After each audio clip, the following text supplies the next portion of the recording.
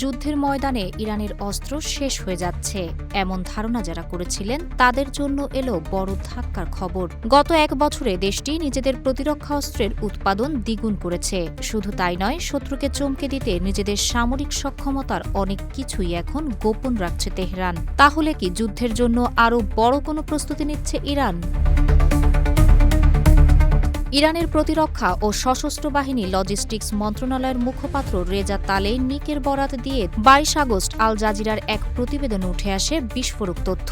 প্রতিবেদনে বলা হয়, জীবন অবাক না করলে কে করবে? ২৮% মিল্ক ফ্যাটের অবাক করার সাথে ফ্রেশ মিল্ক পাউডার। জীবন অবাক করুক প্রতিদিন। জুলাই ২০২৫ থেকে জুলাই ২০২৬ এই এক বছরে ইরানের প্রতিরক্ষা অস্ত্র উৎপাদনের হার দ্বিগুণ হয়েছে। তালেইনিক জানান, যুদ্ধক্ষেত্রে ব্যবহৃত অস্ত্র ও গোলাবারুদ দ্রুত প্রতিস্থাপন করা হচ্ছে। পাশাপাশি দেশীয়ভাবে উৎপাদিত সামরিক সরঞ্জাম মোতায়েনের সঙ্গে সঙ্গে নতুন অস্ত্র ও গোলাবারুদের উৎপাদনও অব্যাহত রয়েছে। তবে শুধু অস্ত্র উৎপাদন বাড়িয়েই থেমে নেই ইরান। সম্ভাব্য দুর্বলতা শত্রুর সামনে প্রকাশ না করা এবং শত্রুকে চমকে দিতে সামরিক প্রদর্শনী ও নতুন অস্ত্র উন্মোচনের আয়োজনও সীমিত করেছে দেশটি।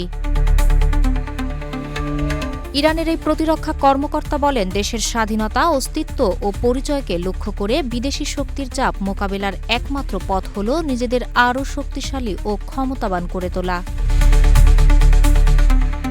প্রশ্ন উঠছে, ইরান কি শুধু যুদ্ধের ক্ষয়ক্ষতি পূরণ করছে নাকি সামনে আরও বড় সংঘাতের প্রস্তুতি নিচ্ছে? অস্ত্র উৎপাদন দ্বিগুণের এই খবর সেই প্রশ্নকেই আরও জোরালো করে তুলেছে। তাহেরা আক্তার, রূপালী বাংলাদেশ।